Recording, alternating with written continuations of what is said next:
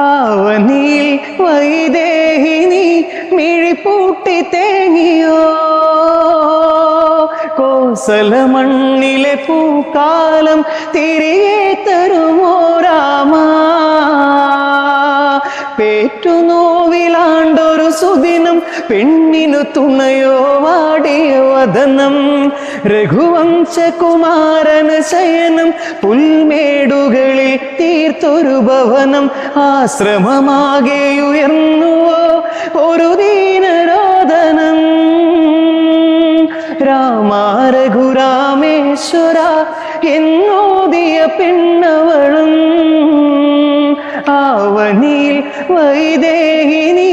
മിഴിപ്പൂട്ടി തേങ്ങിയോ കോസല മണ്ണിലെ പൂക്കാലം തിരികെ തരുമോ രാമ